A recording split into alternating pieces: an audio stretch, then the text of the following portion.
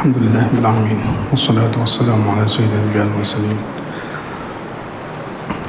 وعلى آله وأصحابه أجمعين أما بعد أعوذ بالله من الشيطان الرجيم بسم الله الرحمن الرحيم أولم يروا كيف يبدئ الله الخلق ثم يعيده إن ذلك على الله يسير صدق الله العظيم اللهم صل على سيدنا محمد وعلى آل سيدنا محمد وبارك وسلم اللهم صل على سيدنا محمد وعلى آل سيدنا محمد وبارك وسلم اللهم صل على سيدنا محمد وعلى آل سيدنا محمد وبارك وسلم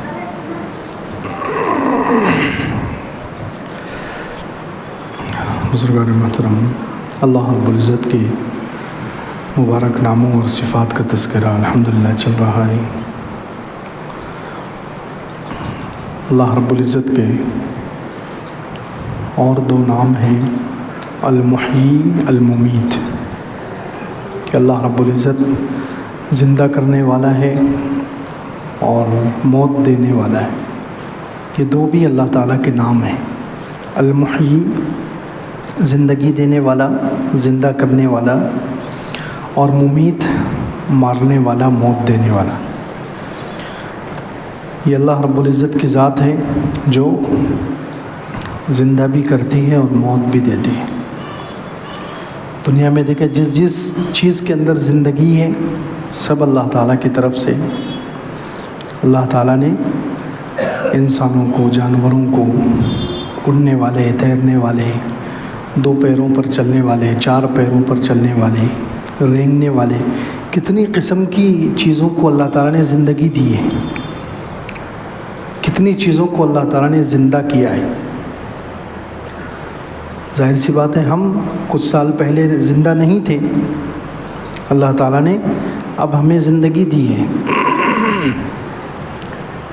اگلے سال یا 10 سال کے بعد جو لوگ پیدا ہوں گے وہ ابھی دنیا میں نہیں ہیں، ابھی کے اعتبار سے وہ ہے ہی نہیں، ان کا وجود نہیں ہے، لیکن جب ان کا وقت آئے گا اللہ رب العزت ان کو زندہ کر دے گا، اللہ رب العزت ان کو زندگی دے گا۔ تو اللہ رب العزت کی ذات المحیی، زندگی دینے والا اور موت دینے والا، زندہ بھی وہی کرتا ہے، موت بھی وہی دیتا ہے۔ قرآن میں کتنی جگہ اللہ رب العزت نے اپنی اس صفات کو بیان کیا ہے کہ اللہ رب العزت یحیی، زندہ کرتا ہے، وہ یمیت، موت دیتا ہے۔ حضرت ابراہیم علیہ السلام نے نمرود کو یہی سمجھانے کی کوشش کی، الم تر الی الذی حاج ابراہیم فی ربی ان آتاہ اللہ الملک، کیا آپ نے دیکھا اس شخص کو جو ابراہیم علیہ السلام سے بحث کر رہا تھا، نمرود؟ کیا آپ کو اس کا واقعہ معلوم ہے کہ آپ نے دیکھا الذی حاج ابراہیم فی ربی، جو ابراہیم علیہ السلام سے اپنے رب کے بارے میں بحث کر رہا تھا، جھگڑ رہا تھا؟ تو حضرت ابراہیم علیہ السلام نے اس سے کہا ربی الذی یحیی و یمیت، کہ میرا رب تو وہ ہے جو زندگی بھی دیتا ہے اور موت بھی دیتا ہے، زندہ کرنے والا بھی میرا رب اور موت دینے والا بھی میرا رب ہے۔ تو نمرود نے کیا کیا؟ ایک قیدی کو بلایا جس کی پھانسی کا فیصلہ ہو چکا تھا، اس کو چھوڑ دیا، اور ایک بے گناہ آدمی جا رہا تھا اس کو پکڑ کر قتل کر دیا، اور ابراہیم علیہ السلام کے سامنے یہ دلیل دینے لگا کہ دیکھو میں بھی زندہ کرتا ہوں اور موت دیتا ہوں۔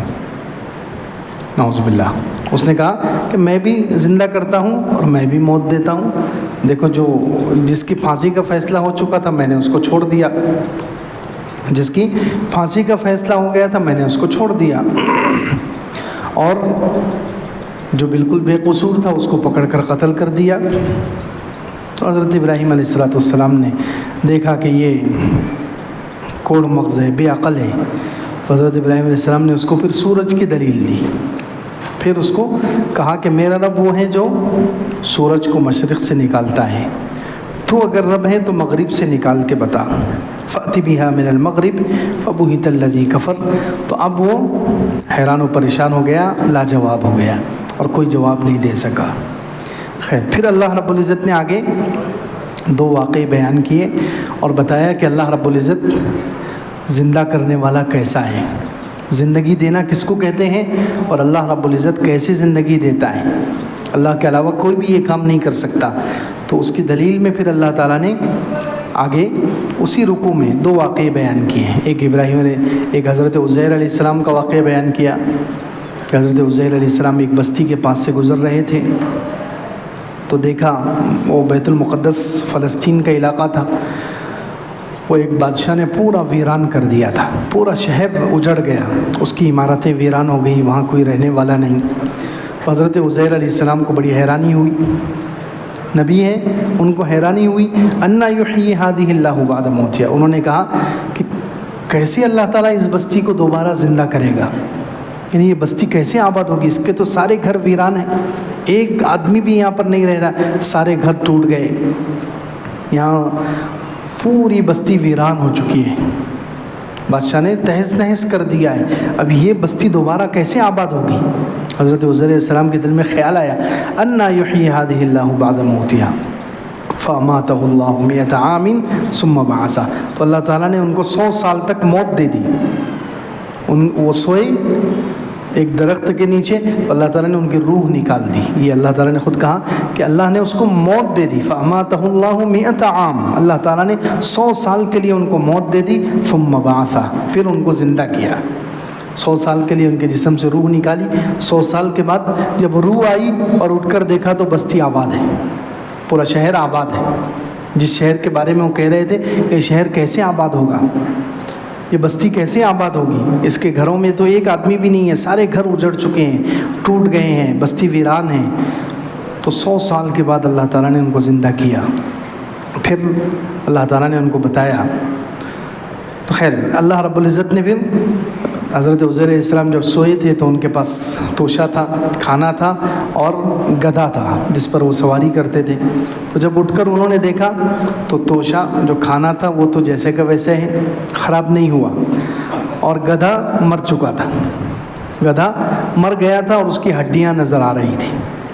اللہ رب العزت اپنی قدرت بتا رہے ہیں کہ گدھا عام طور پر زیادہ دیر ٹکنے والی چیز ہے اور کھانا جلدی خراب ہونے والا ہے، کھانا جلدی خراب ہوتا ہی نہیں ہوتا، 1 دن میں، 1.5 دن میں، 2 دن میں کھانا اتر جاتا ہے، خراب ہو جاتا ہے، تو کھانا جو خراب ہونے والی چیز ہے وہ 100 سال تک خراب نہیں ہوا، اور گدھا جو 10-20 سال تو جی ہی لیتا ہے وہ مر گیا، اس کی ہڈیاں بکھری ہوئی ہیں۔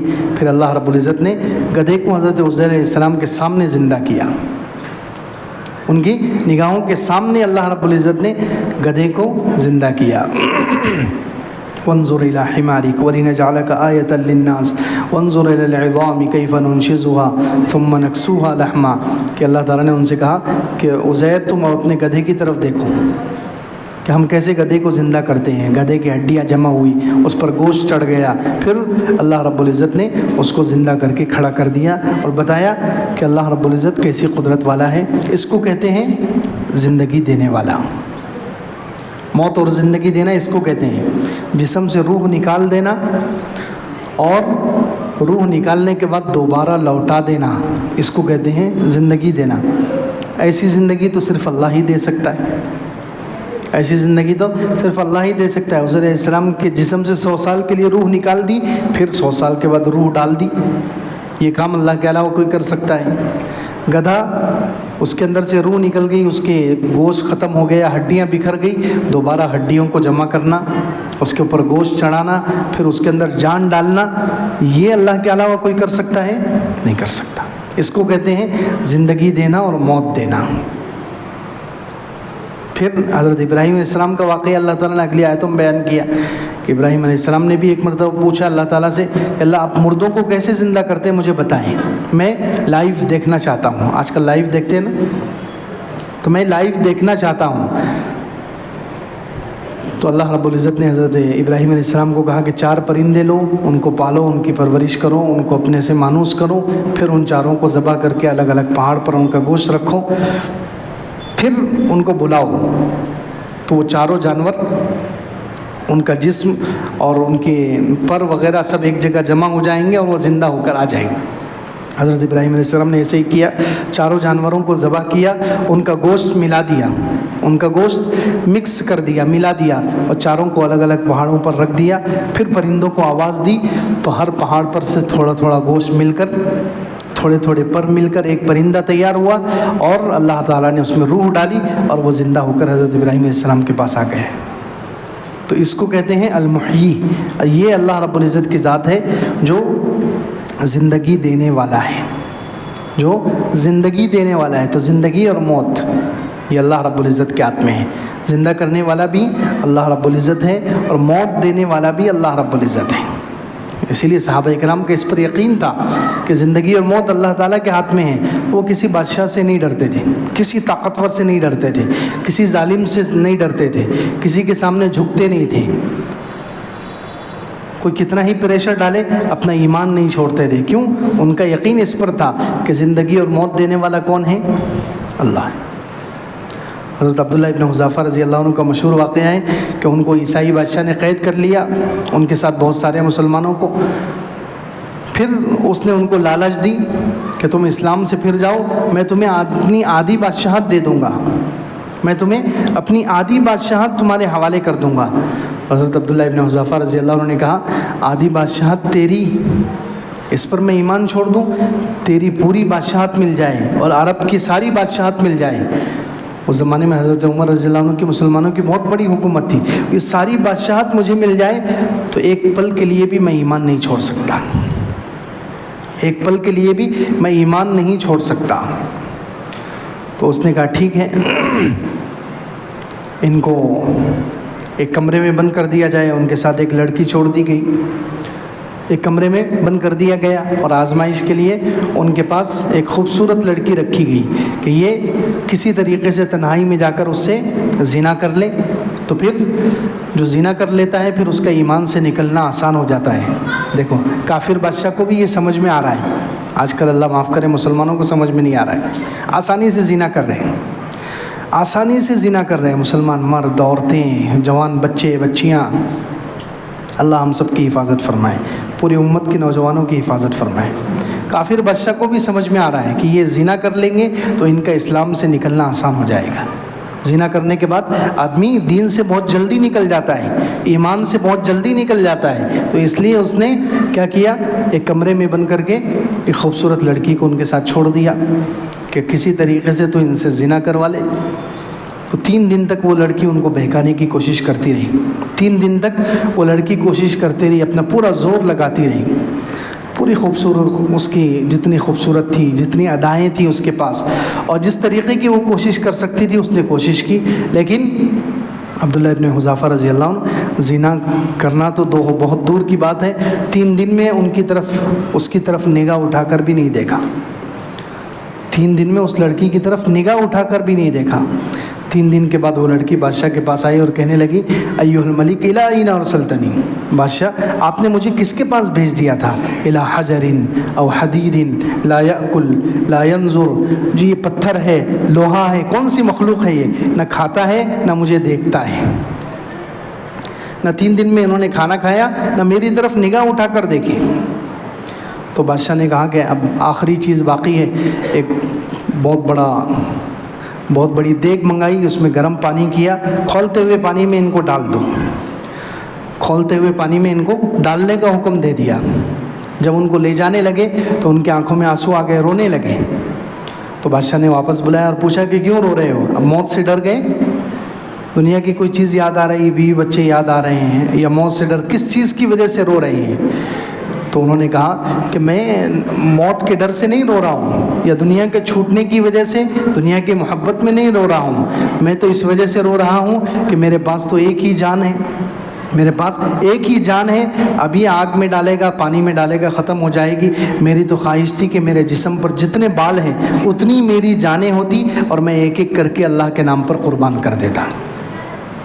تو بادشاہ نے کہا کہ ٹھیک ہے، آپ ایسا کرو، میرے سر کا بوسہ دے دو، میرے سر کو چوم لو، میرے سر کا بوسہ دے دو، میں تمہیں بھی چھوڑ دوں گا، تمہارے سارے ساتھیوں کو چھوڑ دوں گا. تو عبداللہ ابن حذافہ رضی اللہ عنہ نے دیکھا کہ ٹھیک ہے کہ بوسہ دینے کی وجہ سے میری جان بچ رہی ہے، سارے مسلمانوں کی جان بچ رہی ہے، اس کے سر کو بوسہ دے دیا. ورنہ کسی کافر کو، کسی اللہ کے اتنے بڑے نافرمان کو عزت دینا یہ صحیح نہیں ہے. بوسہ دینا, اس کے سر کو چومنا بولے تو اس کو عزت دینا ہے, لیکن یہاں پر انہوں نے دیکھا کہ اس کی وجہ سے میری بھی جان بچ رہی ہے اور بہت سارے صحابہ ہیں ان کی جان بچ رہی ہے, تو انہوں نے بوسہ دے دیا. اب حضرت عمر رضی اللہ عنہ کے پاس آئے, حضرت عمر کو سارا واقعہ سنایا, حضرت عمر رضی اللہ عنہ نے کہا کہ عبداللہ ابن حذافہ کے سر کو میں بھی بوسہ دیتا ہوں اور تمام مسلمان ان کے سر کو بوسہ دیں. تو خیر دیکھو صحابہ کرام کا یقین ہے کہ المحیی الممیت, زندگی دینے والا اور موت دینے والا کون ہے؟ اللہ ہے. اس لیے وہ کسی سے نہیں ڈرتے تھے, کوئی کتنا ہی ان کو جھکانے کی کوشش کرے, ایمان سے پھرانے کی کوشش کرے, کتنا ہی ان کے دل سے ایمان نکالنے کی کوشش کرے, لیکن یقین ان کا تھا کہ المحیی الممیت, زندگی اور موت دینے والا اللہ ہے. اللہ چاہے تو پھر انسان بغیر کسی سبب کے مر جائے گا, اور اللہ نہ چاہے تو موت کے منہ میں بھی بچ جائے گا. اللہ اگر موت دینے پر آ جائے تو انسان کتنا ہی حفاظت کے اسباب میں ہو مر کر رہے گا, اور اگر اللہ تعالیٰ نے بچانے کا فیصلہ کر لیا, موت کا وقت نہیں آیا ہے, تو پھر کتنا ہی وہ موت کے منہ میں پہنچ چکا ہو, سارے چاروں طرف سے موت کے اسباب نے گھیر لیا ہو, لیکن اللہ رب العزت کا فیصلہ نہیں آیا تو کوئی موت نہیں دے سکتا. اندلس کا ایک بادشاہ گزرا ہے, اس کا نام تھا منصور. 4 صدی ہجری میں اندلس میں ایک بادشاہ تھا منصور جس کا نام تھا. اس کے پاس ایک نوجوان تھا, نوجوان کو کسی جرم میں اس نے قید کر لیا, کسی جرم میں نوجوان کو قید میں ڈال دیا. اب کچھ دن کے بعد اس نوجوان کی ماں آئی اور اس نے سفارش کی کہ اس کو چھوڑ دیا جائے, میرے بچے کو چھوڑ دو. تو بادشاہ کو اور غصہ آ گیا کہ ایک تو اس کے بیٹے نے جرم کیا ہے اور یہ سفارش کر رہی ہے. تو بادشاہ نے فوراً کیا کیا, کاغذ قلم منگایا اور کہا کہ لکھو. بادشاہ نے خود کاغذ قلم منگا کے لکھا. کیا لکھنا چاہ رہا ہے؟ کہ اس کو پھانسی دے دی جائے, یسلب. لکھنا چاہ رہا ہے یسلب, اس کو پھانسی دے دی جائے, لیکن لکھا کیا؟ یطلق, چھوڑ دیا جائے. اور وہ پرچی اس نے, وزیر تھا ہاتھ کے نیچے, وزیر کو دے دی. تو وزیر نے زور سے حکم سنایا, بادشاہ کا حکم ہے اس کو رہا کر دو, چھوڑ دو. تو بادشاہ نے کہا لاؤ لاؤ, کس نے کہا تمہیں چھوڑنے کے لیے؟ چھوڑنے کا حکم کس نے دیا ہے؟ تو وزیر نے کہا آپ ہی نے تو لکھا ہے. تو بادشاہ نے کہا بتاؤ, چٹھی بتاؤ. چٹھی دیکھا تو اس پر لکھا ہوا تھا یطلق, چھوڑ دیا جائے. تو بادشاہ نے کہا نہیں نہیں, مجھ سے غلطی ہو گئی, مجھ سے غلطی ہو گئی, میں تو اسے پھانسی دینا چاہ رہا ہوں. بادشاہ نے کہا اچھا ٹھیک ہے, دوسری چٹھی لاؤ. دوسری چٹھی لائی گئی, اس میں بھی بادشاہ چاہ رہا ہے لکھنا یسلب, پھانسی دی جائے, لیکن لکھا کیا؟ یطلق, چھوڑ دیا جائے. پھر اس نے وزیر کو چٹھی پکڑائی, وزیر نے زور سے اعلان کیا کہ اس قیدی کو چھوڑ دیا جائے. تو بادشاہ نے کہا کہ کس نے حکم دیا ہے؟ تو کہا آپ ہی نے تو لکھا ہے. کہا لاؤ چٹھی بتاؤ. چٹھی دیکھی تو اس پر لکھا ہوا تھا چھوڑ دیا جائے. تو بادشاہ نے کہا مجھ سے پھر غلطی ہو گئی, میں تو اس کو پھانسی دینا چاہ رہا ہوں. بادشاہ نے کہا چٹھی لاؤ. تیسری چٹھی لائی, اس پر بادشاہ نے پھر لکھنا چاہ رہا ہے یسلب, پھانسی دی جائے, لیکن لکھا کیا؟ یطلق, چھوڑ دیا جائے. بس پھر وزیر نے لے کر تیسری مرتبہ اعلان کیا کہ اس قیدی کو چھوڑ دیا جائے. تو بادشاہ نے کہا کس نے کہا؟ تو وزیر نے کہا آپ ہی نے لکھا ہے. تو بادشاہ نے تیسری مرتبہ جب چٹھی پر دیکھا کہ اس پر لکھا ہوا ہے چھوڑ دیا جائے, تو بادشاہ نے اگلی چٹھی پر کیا لکھا؟ بادشاہ نے لکھا میرے نہ چاہتے ہوئے بھی اس کو چھوڑ دیا جائے, کیونکہ اللہ جس کو بچانا چاہے میں اس کو نہیں مار سکتا. اللہ جس کو بچانا چاہے میں اس کو نہیں مار سکتا. میں تو چاہ رہا تھا اس کو موت دینا, اس کو پھانسی دینا, لیکن اللہ نے مقدر میں نہیں لکھا ہے. میرے ہاتھ سے 3 مرتبہ لکھا گیا چھوڑ دیا جائے, چھوڑ دیا جائے, چلو پھر اس کو چھوڑ دو. تو دیکھو اللہ رب العزت, زندگی اور موت کس کے ہاتھ میں ہے؟ اللہ کے ہاتھ میں. المحیی, زندگی دینے والا بھی اللہ ہے, الممیت, موت دینے والا بھی اللہ ہے. اسی طرح حضرت خالد بن ولید رضی اللہ عنہ کا مشہور واقعہ ہے کہ حضرت خالد بن ولید رضی اللہ عنہ نے ملک شام کے ایک علاقے کا محاصرہ کیا, ایک قلعے کو گھیر لیا. بہت دن گزر گئے, وہاں کے لوگ تنگ آ گئے. قلعے کا محاصرہ کیا, اس قلعے کے اندر جو لوگ تھے, عیسائی لوگ تھے, تنگ آ گئے, بھوک سے پریشان, اور اندر کوئی چیز, ظاہر سی بات جب قلعے کو گھیر لیا جائے, فوج گھیر لے, تو اندر کا سامان کتنی دیر چلے گا؟ تو اندر کھانے پینے کا سامان ختم ہو گیا, عام لوگ تنگ آ گئے. تو اس قلعے کا جو سردار تھا تو وہ صلح کے لیے آیا. قلعے کا سردار حضرت خالد بن ولید رضی اللہ عنہ کے پاس صلح کے لیے آیا, اور جیسے ہی خالد بن ولید رضی اللہ عنہ کے پاس آیا, حضرت خالد بن ولید رضی اللہ عنہ مسلمانوں کے امیر تھے, لشکر کے امیر تھے. انہوں نے دیکھا کہ اس سردار کے ہاتھ میں ایک شیشی, ایک بوٹل ہے. تو حضرت خالد بن ولید رضی اللہ عنہ سے پوچھا کہ یہ بوٹل کیا کی ہے؟ تو اس نے کہا اس میں زہر ہے، اس میں بہت خطرناک زہر ہے۔ تو خالد بن ولید رضی اللہ عنہ نے پوچھا کہ یہ زہر کس لیے لے کر آئے ہو؟ تو اس نے کہا کہ دیکھو ہماری بات چیت ہو رہی ہے، اگر بات چیت اچھے سے ہو گئی مسلمانوں سے، یہ ہماری صلح اچھے سے ہو گئی تو ٹھیک ہے، اگر صلح اچھے سے نہیں ہوئی تو میں ناکامی کا منہ لے کر اپنی قوم کی طرف نہیں جاؤں گا، میں یہیں زہر کھا کر خودکشی کر لوں گا۔ اگر یہ بات چیت ناکام ہو گئی، صلح نہیں ہوئی، تو میں اپنی قوم کو کیا منہ دکھاؤں گا، اس لیے اس سے بہتر ہے کہ میں زہر کھا کر خودکشی کر لوں۔ تو حضرت خالد بن ولید رضی اللہ عنہ نے پوچھا کہ تم کو یقین ہے کہ یہ زہر سے مر جائیں گے؟ تو اس نے کہا یہ بہت خطرناک زہر ہے، اس کا آج تک مزہ کوئی نہیں بتا سکا، کیونکہ جو بھی کھاتا ہے چند قطرے اس کے منہ میں جاتے ہیں اور وہ مر جاتا ہے، اس کا مزہ بتانے کے لیے کوئی زندہ ہی نہیں رہتا، جیسے ہی زہر منہ میں اترا کہ وہ مر جاتا ہے۔ تو خالد بن ولید رضی اللہ عنہ نے کہا کہ مجھے یہ بوٹل مجھے دے دو، میں اس کو پی لیتا ہوں۔ تو وہ اس نے کہا کہ آپ اپنے اوپر ظلم کر رہے ہیں، یہ کیا کر رہے ہیں آپ؟ اتنا خطرناک زہر، ایک دو قطرے سے موت واقع ہو جاتی ہے اور آپ پوری بوٹل پینا چاہتے ہیں؟ تو حضرت خالد بن ولید رضی اللہ عنہ نے کہا کہ موت اور زندگی تو اللہ کے ہاتھ میں ہے۔ دیکھو یہاں حضرت خالد بن ولید رضی اللہ عنہ صرف کس وجہ سے پی رہے ہیں کہ اس کو دعوت دینا ہے، اس کو اللہ کی طرف بلانا ہے، اس کو اللہ کی قدرت کا یقین دلانا ہے کہ اللہ رب العزت اگر بچانا چاہے تو کیسے بچا سکتا ہے، ہو سکتا ہے میرے اس عمل کی وجہ سے اس کو ایمان مل جائے۔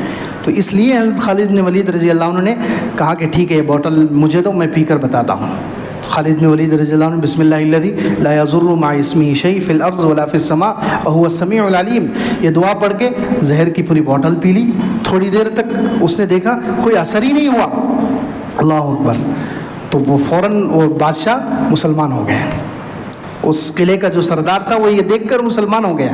یہ واقعہ صحیح سند کے ساتھ، حسن لغیری ہی اس کی سند ہے، سارے بڑے بڑے علماء نے، امام احمد ابن حنبل، علامہ ابن تیمیہ، بڑے بڑے بزرگوں نے اس کو نقل کیا ہے صحیح سند کے ساتھ۔ حضرت خالد بن ولید رضی اللہ عنہ کی کرامت ہے، اور یہ کام انہوں نے کیا تھا اس شخص کو یقین دلانے کے لیے کہ ہم جس رب پر ایمان رکھتے ہیں وہ کتنی قدرت والا ہے، وہ کتنی طاقت والا ہے، موت اور زندگی کا نظام اس کے ہاتھ میں ہے، وہ اگر بچانا چاہے تو موت کے سارے اسباب اختیار کر لیے جائیں، کوئی مار نہیں سکتا۔ تو خیر بات چل رہی ہے، اللہ رب العزت المحیی ہے، اللہ رب العزت زندگی دینے والا ہے، اللہ رب العزت موت دینے والا ہے، زندگی اور موت کا نظام اللہ کے ہاتھ میں ہے۔ اس لیے ہمیں ہمیشہ پوری زندگی ایمان پر، اس اللہ کی ذات پر یقین رکھنا چاہیے، موت کے ڈر سے کبھی سمجھوتا کر کے اپنا ایمان نہیں چھوڑنا چاہیے، کیونکہ کوئی ہمیں جب تک اللہ کا حکم نہ ہو مار نہیں سکتا، اللہ کا حکم نہ ہو کوئی ہمیں کوئی نقصان نہیں پہنچا سکتا۔ اس لیے اس اللہ کی ذات پر جتنا یقین ہوگا ہمارے لیے دین پر جمنا آسان ہوگا۔ اللہ رب العزت ہمیں عمل کی توفیق عطا فرمائے، آمین۔ وآخر دعوانا